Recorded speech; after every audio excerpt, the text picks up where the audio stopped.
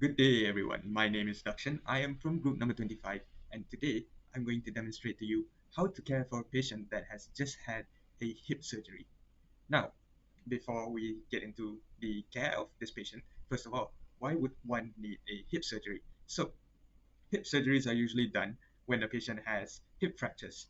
So, it is quite common in older people, and usually the cause of a hip fracture is when a fall occurs. So, a hip fracture can actually occur anywhere in the upper third or the head or of the femur. Yes, it is not only limited to the hip joint. Now, there are two types of fractured hips and two types of surgeries that can be done. Surgery that can be done is an open reduction, or also known as an internal fixation. So this is the most common treatment for a fractured hip.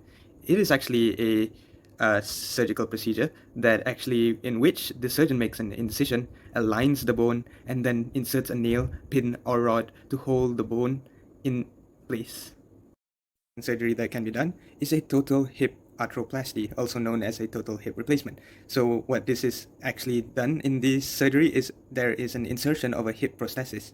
So this surgery is usually done to replace a painful hip joint that has degenerated due to arthritis, and as a treatment for hip fractures that cannot be repaired by other methods. Now, without further ado, let's get into the demonstration of care for a patient that has just had a hip surgery. First care that we can provide is a usage of a trapeze that is attached to a bed. In this case, I used a hanger because I didn't have the proper items. So as the patient gets up, it's important that the patient's leg should not press down. You'll have to assist your patient in doing is you'll have to help the patient apply anti-embolism socks on. So what this actually does is it actually helps to maintain the blood pressure at the legs, and it prevents the leg's veins from expanding.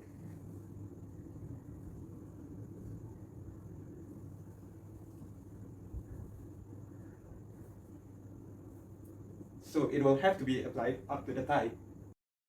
That the patient might require is a fracture bedpan.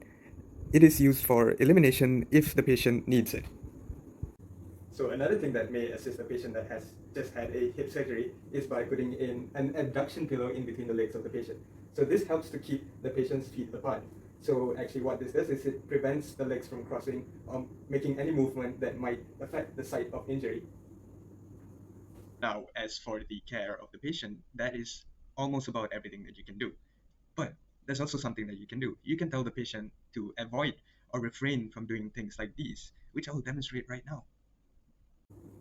So first of all, you will have to help the patient by making sure that they avoid sleeping on the stomach or the operative side. And then after that, you will have to make sure that there is no crossing of legs, as this could cause hip dislocation.